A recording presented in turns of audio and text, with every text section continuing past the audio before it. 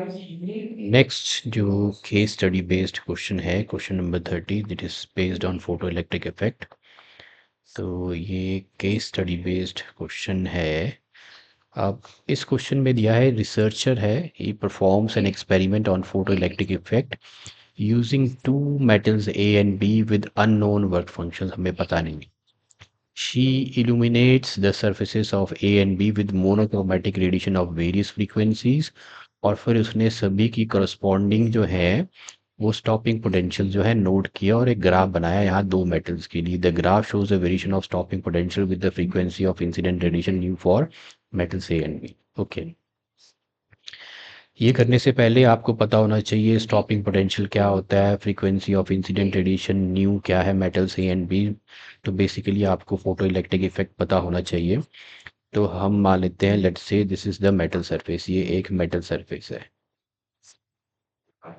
अब इस metal surface को जब इरेडिएट करते हैं या कोई इंसिडेंट रेडिएशन इसके ऊपर जब फेंकते हैं, और इस इंसिडेंट रेडिएशन की जो फ्रीक्वेंसी है वो एक पर्टिकुलर फ्रीक्वेंसी जैसे थ्रेशोल्ड फ्रीक्वेंसी से ज़्यादा है, तो यहाँ से ये इलेक्ट्रॉन्स को नॉकआउट करती है जो किसी काइनेटिक एनर्जी के साथ बाहर को आते हैं। अब इस इंसिडेंट रेडिएशन में होते हैं नंबर ऑफ फोटोन्स जो पर सेकंड इसको स्ट्राइक करे। एक फोटोन एक इलेक्ट्रॉन के साथ ही इंटरेक्ट करता है। इस फोटोन की जो एनर्जी है वो स्प्लिट अप हो जाएगी इलेक्ट्रॉन को नॉकआउट करने में, जिसे हम बोलते हैं मेटल का work function. So work function is the minimum energy required to knock out an electron from the metal surface, plus फिर नॉकआउट होने के बाद ये पर्टिकुलर काइनेटिक एनर्जी से बाहर आएगा कौन, इलेक्ट्रॉन। तो यहाँ पे हो जाएगी इलेक्ट्रॉन की मैक्सिमम काइनेटिक एनर्जी। इसे हम बोलते हैं आइंस्टाइंस फोटो इलेक्ट्रिक इक्वेशन।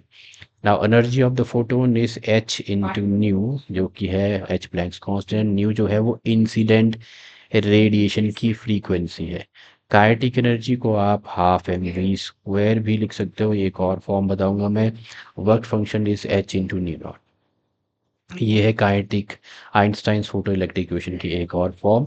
अब काइनेटिक एनर्जी जो है, वी नो दैट जो पोटेंशियल जो होता है, मान लो इस इलेक्ट्रॉन को आपने ये जो बाहर निकला है इसको आपने स्टॉप करना है, तो यहाँ से आपको पोटेंशियल अप्लाई करना पड़ेगा जिसे हम बोलते हैं स्टॉपिंग पोटेंशियल। तो पोटेंशियल इज इक्वल टू होता है work done per unit charge, और यहाँ पे वर्क डन जो होता है चेंज इन काइनेटिक एनर्जी, तो kinetic energy is equal to v into q हो जाएगा according to the photoelectric experiment. ये होता है स्टॉपिंग पोटेंशियल, और ये चार्ज ऑन इलेक्ट्रॉन हो जाएगा वी इंटू ई। तो काइनेटिक एनर्जी को हम ई इंटू वी एस भी लिख सकते हैं। तो फोटो इलेक्ट्रिक इक्वेशन की इसकी एक और फॉर्म आ गई अपने पास, h into nu is equal to, यहाँ e इंटू स्टॉपिंग पोटेंशियल भी लिख सकते हो, h इंटू न्यू नॉट। ये वर्क फंक्शन है, ये एनर्जी है इंसिडेंट रेडिएशन की या फोटोन की।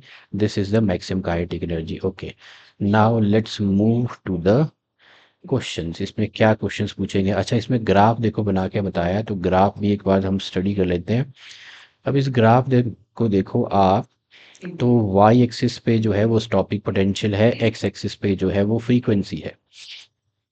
तो मेरे पास जो आइंस्टाइन की फोटो इलेक्ट्रिक इक्वेशन आई थी वो थी h into nu is equal to e into stopping potential plus the work function.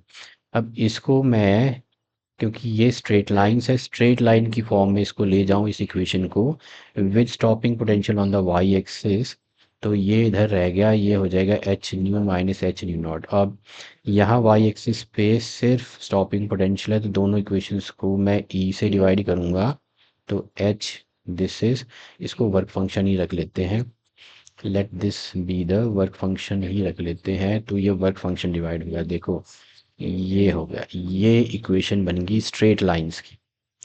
Stopping potential Y axis पे है, ये बन जाएगा स्लोप, ये एक्स एक्सिस पे माइनस ये जो है this is the y intercept, ये वाई इंटरसेप्ट है। ओके, तो अब यहाँ देखो एक्स एक्सिस पे इंसिडेंट रेडिएशन की फ्रीक्वेंसी है, जहाँ पे ए जो है, एक ही फोटो इलेक्ट्रिक एमिशन स्टार्ट हो रहा है जब ये फ्रीक्वेंसी न्यू वन पे पहुंचेगी, इसको बोलते हैं थ्रेश होल्ड फ्रीक्वेंसी। तो ए मेटल की जो थ्रेशोल्ड फ्रीक्वेंसी है, minimum frequency required to knock out an electron, वो न्यू वन है, जबकि बी मेटल की जो है वो न्यू टू है। और ग्राफ से इंटरसेप्ट, ये जो एक्स एक्सिस पे जो इंटरसेप्ट है, इन्हीं से पता लग रहा है कि जो एक ही थ्रेशहोल्ड फ्रीक्वेंसी है वो बी से कम है। ओके, अब चलते हैं क्वेश्चंस को रीड करते हैं। From the graph the work functions of A and B and h is Planck's constant, ये सब आपको दे रखा है। तो क्या है work functions of A and B, क्या है? तो वर्क फंक्शन होता है minimum energy required to knock out an electron, work function होता है h into nu not.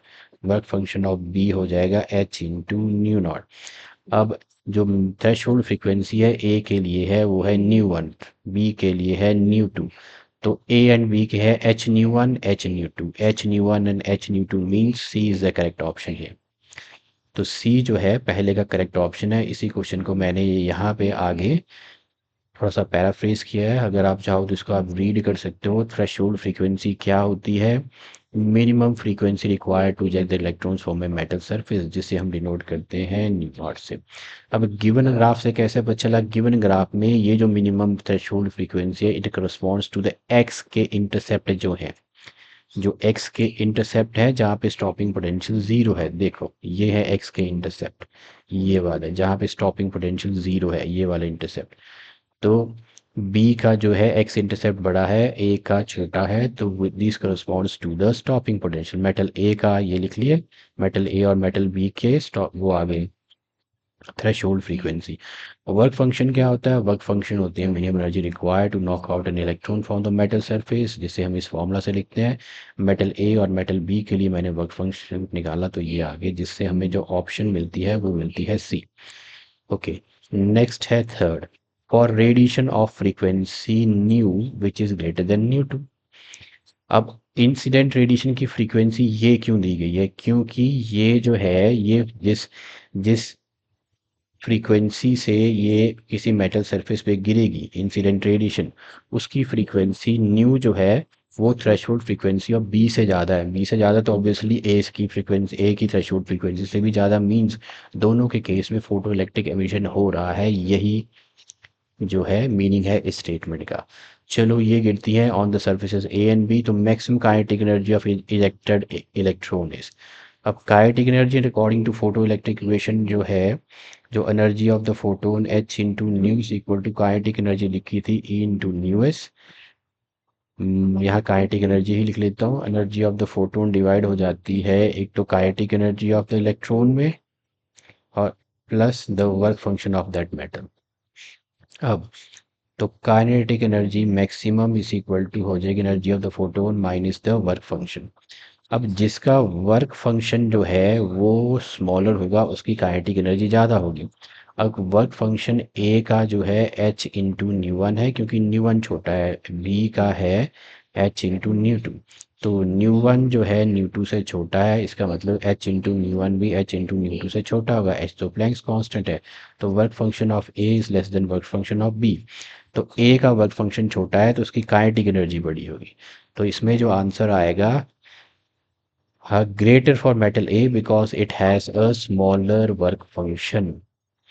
Okay, इसी को मैंने यहाँ पे पैराफ्रेज भी किया है। According to Einstein's photoelectric equation maximum kinetic energy of the electron is given by this, ये है जहाँ पे ये जो है kinetic energy of the photon incident radiation है।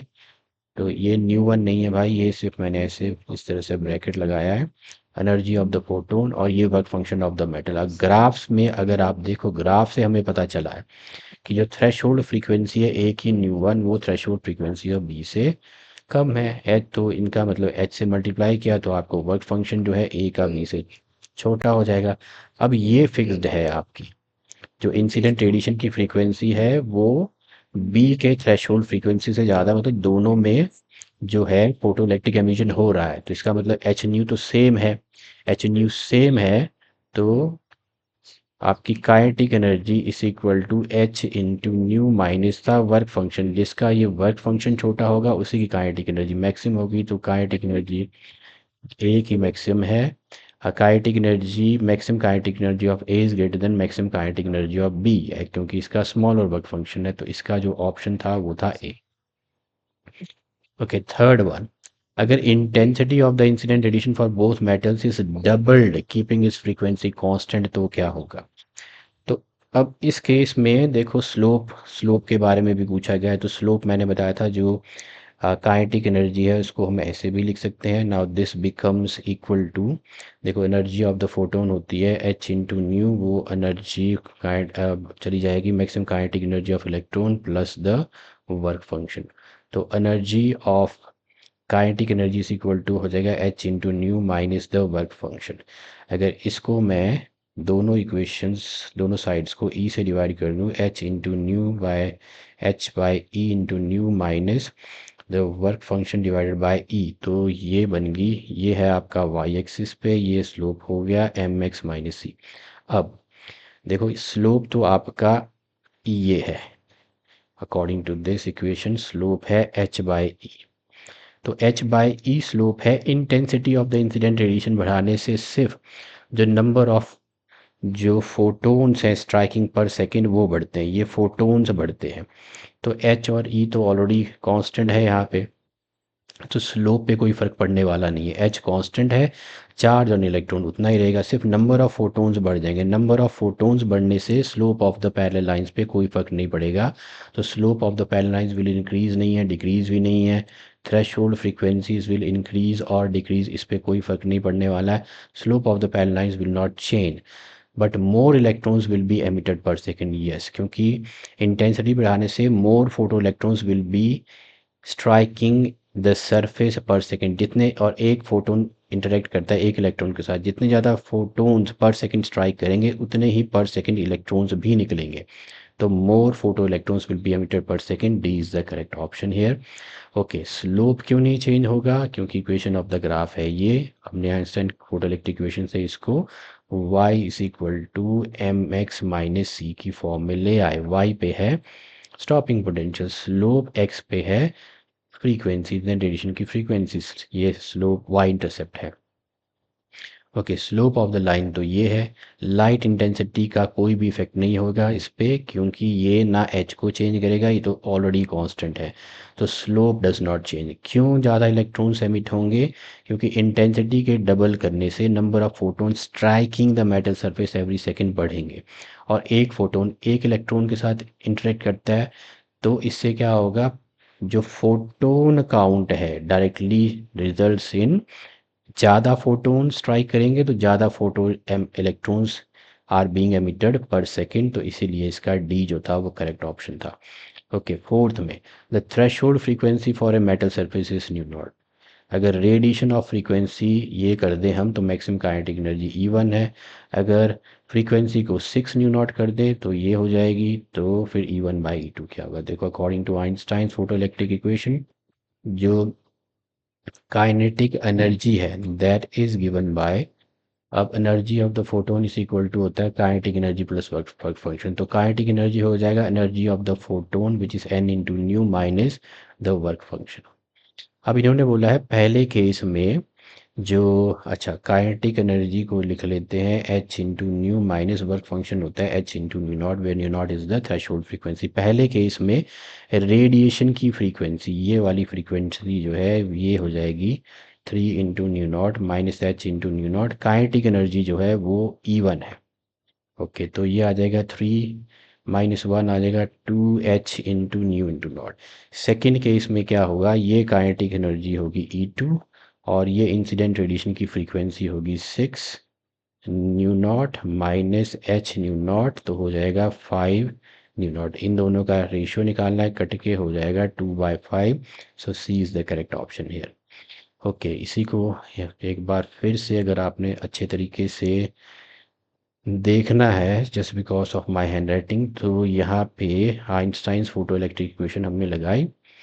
केस 1 इंसिडेंट फ्रीक्वेंसी आपको दे रखी है, इसको आप रिप्लेस करोगे यहाँ पे, ये है रेडिएशन की incident frequency. Kinetic energy E1 है तो काइनेटिक एनर्जी को डाला E1, न्यू की जगह डाला 3 न्यू नॉट, ये तो थ्रेशोल्ड ये वर्क फंक्शन है, तो ये आ जाएगी इनिशियल काइनेटिक एनर्जी, मतलब फर्स्ट केस में। सेकंड केस में इंसिडेंट फ्रीक्वेंसी बढ़ के होगी 6 न्यू नॉट, काइनेटिक एनर्जी होगी ई नॉट, डाला फर्स्ट इक्वेशन में 5 और ये कैंसिल करके आ गया 2/5, इसीलिए 2/5 इधर आंसर आया था।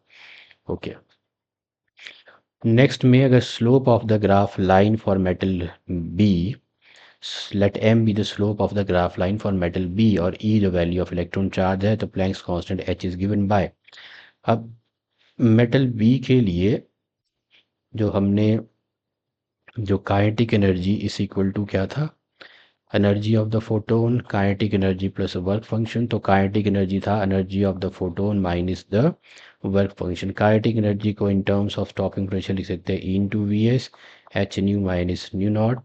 ओके, तो यहाँ पे जो इक्वेशन ऑफ द लाइन में मैं लेके आऊँ तो h upon e into nu minus the work function divided by e. ये वर्क फंक्शन को ई से डिवाइड कर दिया, तो देखो जो स्लोप है, स्लोप इज इक्वल टू आ गया H by B, H by B. Okay, तो इस आपसे पूछा है E value of electron charge है, प्लैंक्स कांस्टेंट एच है। मैं इस आइंस्टाइन फोटो इलेक्ट्रिक इक्वेशन को equation of the line in the graph लेके आ गया, जो कि मैंने पीछे भी कई बार किया है। तो which is of the form y is equal to m x minus c की फॉर्म में ले आया। y पे है स्टॉपिंग पोटेंशियल, m है h by e, incident radiation की फ्रीक्वेंसी न्यू है, c जो है वो y इंटरसेप्ट है जो कि वर्क फंक्शन है। तो m is equal to h into e आ गया, Planck's constant h is equal to आ जाएगा m इंटू ई। तो यहाँ जो करेक्ट ऑप्शन है वो है a। ओके, इसी को आप यहाँ भी देख लो, ये है b।